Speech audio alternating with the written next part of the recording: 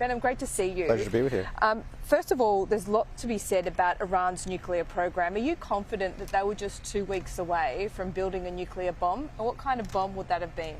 Well, certainly the Islamic Republic had the capability to develop weapons-grade uranium in even less than 2 weeks, potentially a dirty bomb within 6 months, and potentially get ready to marry that with a ballistic missile almost less than a year. But that capability was that window, I should say, was really closing. And given that the Islamic Republic had no missile defenses at home, and given that in the 2024 exchanges with Israel it performed rather poorly militarily, I think the Israelis sensed the moment of historic opportunity and they pulled the trigger. Yeah, there's, different schools of thought of whether a preemptive strike is good to carry out. I think Eisenhower was certainly not a subscriber to preemptive activity and all of that. But when it comes to nuclear bombs, is that early preemptive strike key? I mean, if they did get to the point where enriched uranium was made into a nuclear bomb, can you even strike, or does that make the battle damage much larger than it would have been? Well, that's why it's ideal to do it before the Islamic Republic actually marries it with a warhead and then threatens the world with the ability to deliver that warhead.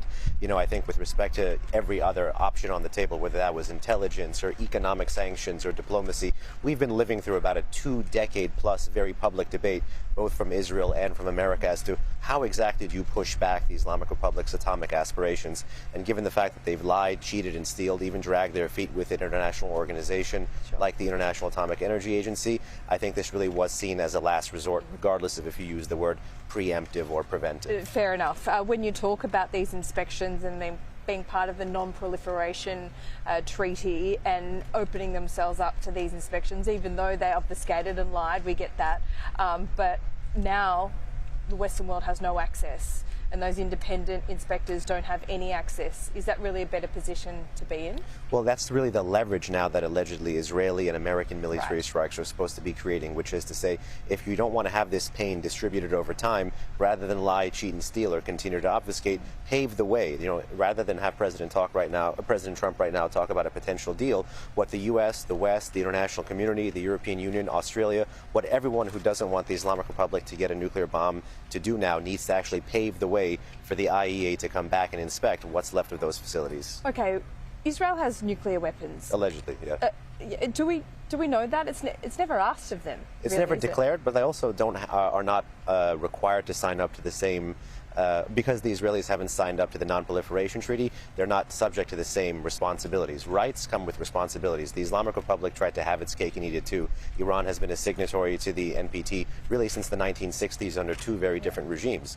But the regime wanted to advance its program under as much cover as possible. They could do what North Korea did and withdraw, but then they would have to increase the threat to themselves militarily. And I think that's why for 2 decades they were able to prevent an attack like this against them by fibbing, by having one foot in the diplomatic door and one foot out. Okay, let's assume for a moment that Israel does have nuclear weapons that it could use to maximum effect. A, why don't they use them? That's probably a more obvious answer. Fortunately. But B, why don't they declare them? Because that's leverage, right? It could be a leverage, but it could be a cost. There's a line from a former Israeli foreign minister, I think, during the Cold War, when the Israelis also fought multiple wars against adversaries that did not have nuclear weapons. But the Israelis never, quote unquote, introduced the nuclear element into the equation.